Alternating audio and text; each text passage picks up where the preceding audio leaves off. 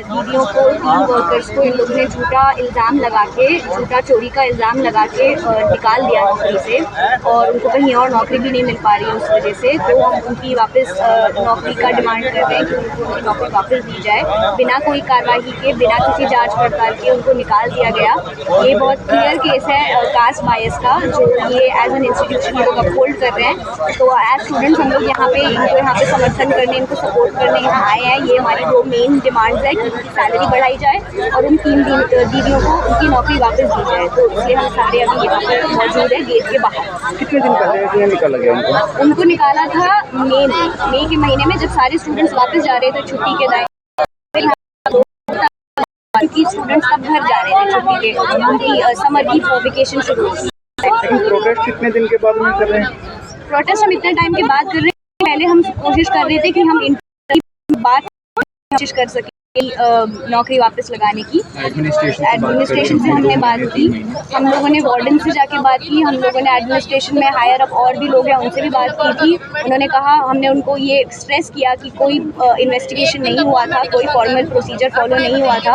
उन्होंने हमको ये दिलासा दिया कि वो करेंगे, मगर उसके बाद कुछ नहीं किया गया। उसके ऊपर से जब ये लोग कहीं और नौकरी करने की कोशिश कर रहे थे तो वहाँ कॉल करके बोला गया कि इन लोगों को तुम हायर मत करो क्योंकि इन लोगों ने चोरी की है, जबकि वो सरासर झूठा इल्ज़ाम है। जो स्टूडेंट्स हैं जिनके कमरे से ऐसा इल्ज़ाम लगाया गया है कि जहाँ से चोरी हुई, स्टूडेंट्स खुद कह रहे हैं कि हमारे कमरे से चोरी नहीं हुई है और हमें ये आरोप नहीं लगाना है उनके करते हैं, झूठे इल्ज़ाम लगाते हैं। और यही बात है कि कोई ढांचा नहीं है ना इनको बताने के लिए कि जो कर रहे हैं वो गलत है, क्योंकि वो एक एक इंसान को अलग से बुला के डराते हैं और बिल्कुल किसी की सुनते ही नहीं है, किसी की बात नहीं सुनते, बिल्कुल किसी की नहीं सुनते हैं, अपने चलाते हैं। सबके पास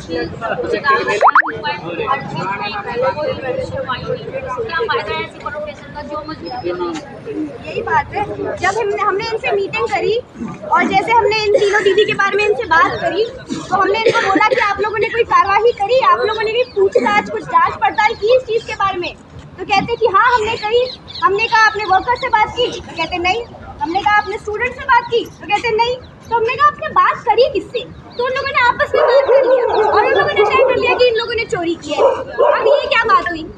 तो हम यहाँ जो आज बैठे हैं, हम तनख्वाह के लिए तो बैठे हैं, क्योंकि महंगाई जितनी बढ़ रही है तनख्वाह तो बढ़नी चाहिए। एक की बात है, खाने की बात है, पर 10 साल से बढ़ी नहीं है तनख्वाह।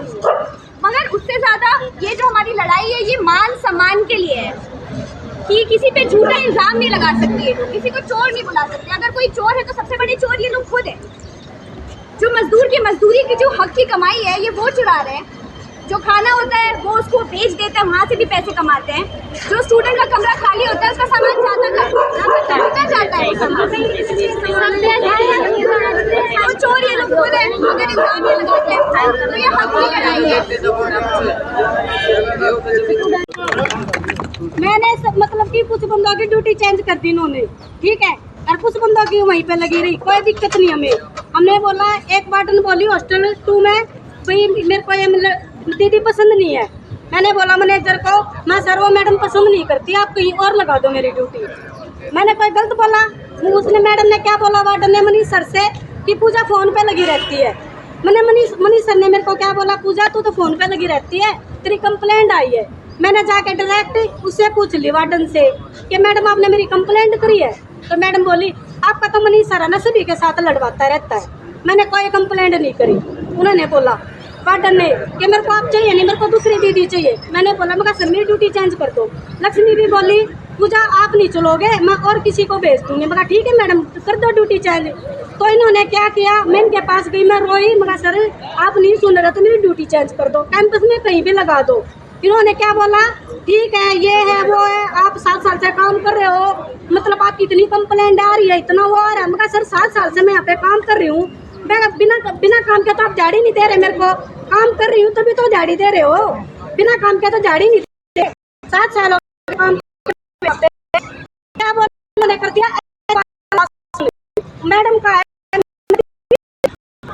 आखिरी बार नहीं लेटर है, जो आपने काम नहीं अच्छे से किया, कहीं पे आप किसी की मान नहीं रहे। मैडम मैंने क्या गलती कर दी, एक तो मैनेजर मतलब कि वो वार्डन मेरी कंप्लेंट कर रही है बिना हुई, तो मैंने मैनेजर को बोल दिया ये मैनेजर किस पोस्ट पे है, इनको अपनी वैल्यू का ही नहीं पता कि मेरी पोस्ट क्या है। जब इनके पास हम रिक्वेस्ट कर रहे हैं, सुपरवाइजर के पास रिक्वेस्ट कर रहे हैं, वो हमारी सुन ही नहीं रहे हैं, तो हम कहाँ जाएंगे, किसके पास जाएंगे। ये सीधा आचार्य के पास भेज रहे हैं, आचार्य हमारे को धमकी दे रहा है, काम हम अशोका में कर रहे हैं, काम हम अशोका में कर रहे हैं, आचार्य हमको धमकी दे रहा है कि आपको आखिरी बार वार्निंग लेटर दिया जा रहा है ना, तो सीधा गेट से बाहर है। मेरी गलती बता दो, मैंने गलती क्या की है, मेरी कोई कंप्लेंट हो, कोई इशू हो, मैंने चोरी की हो, सुपरवाइजर से बदतमीजी करी हो, मैनेजर से बदतमीजी करी हो, ये बताओ मैंने की है, करा क्या है ये बताओ। ताकि मेरे को HR से फोन आ रहे हैं क्या भाई आप ड्यूटी नहीं कर रहे हो तो आपको ना घर बिठाया दिया जाएगा। मेरी गलती बता दो, मेरी गलती क्या है, मैं अपने मैनेजर से पूछना चाहती हूँ कि भाई मेरी इसमें गलती क्या थी। जब वार्डन कंप्लेंट कर रही है और बिना होई उड़ा रही है और मैनेजर इसका जवाब दे रहा है, वार्डन से भी क्या क्या बोल रही, मैनेजर तो ऐसे भी के साथ लड़वाता है। ठीक है, मैंने बोला मैम ऐसे मत बोलो, बोली मैं मनीष सर से बात करती हूँ। उन्होंने मेरी 2 दिन